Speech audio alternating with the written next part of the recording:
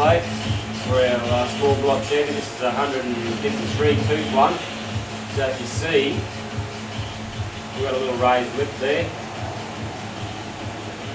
The other side's flush. The bolt pattern. So you line it up the right way on the back of the crank. And we put it on with this little lip facing out so it's sitting flush. Basically just goes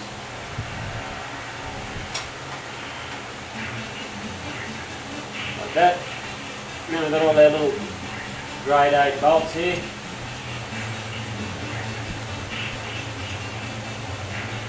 And it goes up to 60 or 65 foot-pound torque.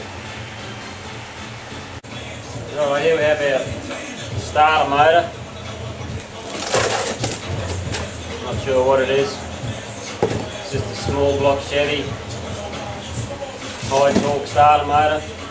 Adjustable apparently, so you can move the solenoid to get in closer to the block or away from the block.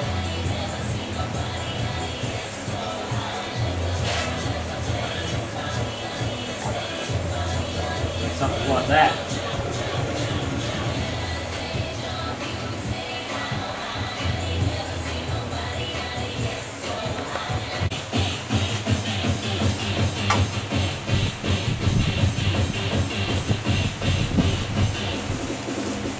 Now the starter motor is actually adjustable on the plate, so if you want to you can adjust this distance between the block, take it closer or further away, and it's done by, you can see those different bolt holes down under here.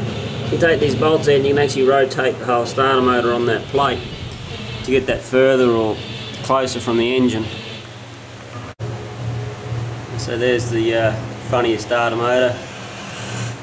Cogs line back up from your flex plate.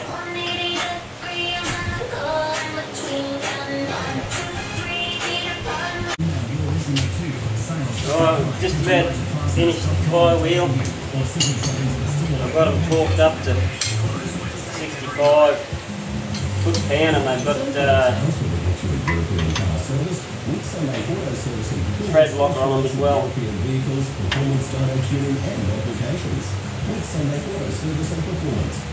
Just check the last one there.